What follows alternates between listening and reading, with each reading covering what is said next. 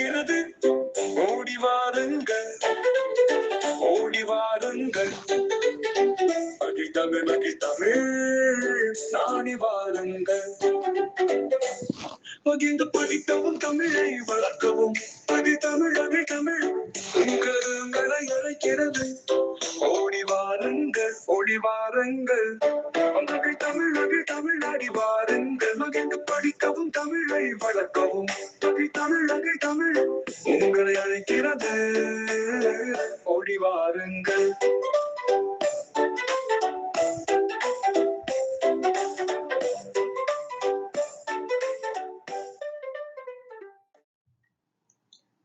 அன்புள்ளங்களே, உங்கள் அனைவருக்கும் அன்பான இனிய வணக்கம்.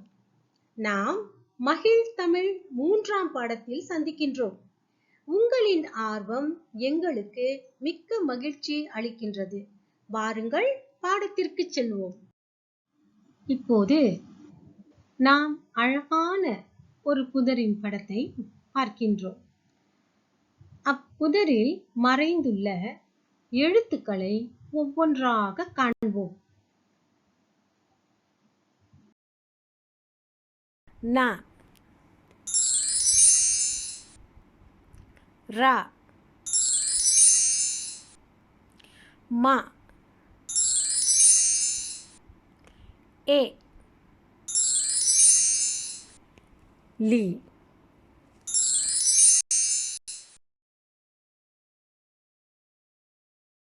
புதரில் மறைந்திருந்த 5 எழுத்துக்களையும் மீண்டும் பார்க்கலாமா? ந, ர, ம, ஏ, லி. சரியாக எழுத்துக்களை உச்சரித்ததற்கு மிக்க நன்றி. சரி, அந்த 5 எழுத்துக்களையும் மறவாமல் நினைவில் வைத்து கொள்ளுங்கள். தொடர்ந்து கடந்த பாடத்தில் கற்றுக்கொண்ட இந்த எழுத்துக்களையும் இப்போது காண்போம். அவற்றை முறையாக உச்சரிக்கலாமா? அ, இம், மா, டு, ஆ, இட், இல், இப், பா, ரா.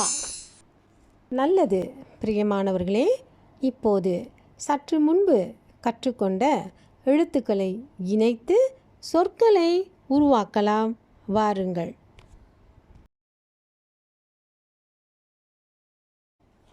பணம். ப, ந, இம், பணம்.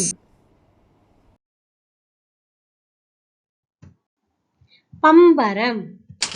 ப, இம், ப, ர, இம், பம்பரம்.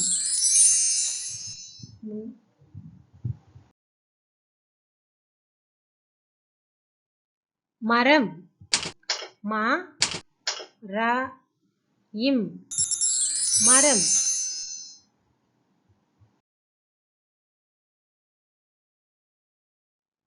எடு. ஏ, டு, எடு.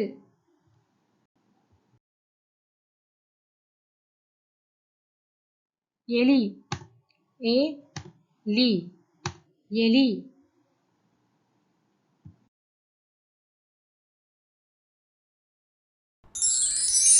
ந,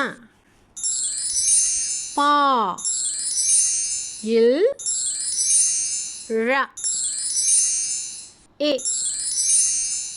ர, லி, ம, அ, மா,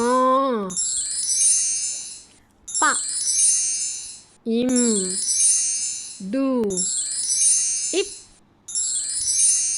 நீ, ட, ஆ. பாரம். பா, ர, இம், பாரம். மனம். ம, ந, இம், மனம். அள்ளி. அ இல் லி அல்லி. மடல் ம ட இல் மடல். மடம் ம ட இம் மடம். ஆழம் ஆ ழ இம் ஆழம்.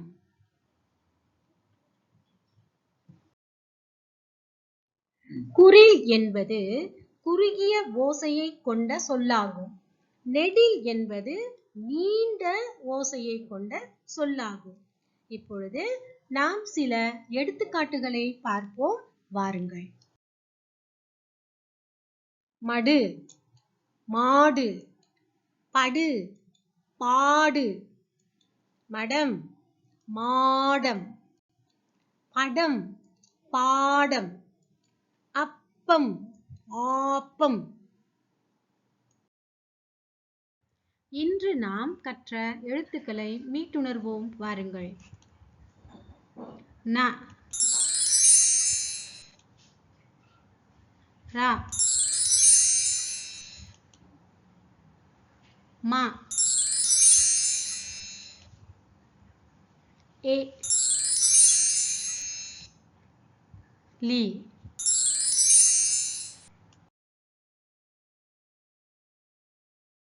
மகிழ்ச்சி. மகிழ் தமிழ் 3ஆம் பாடம் நிறைவடைகின்றது. அடுத்த பாடத்தில் சந்திப்போம். வாழ்க தமிழ்.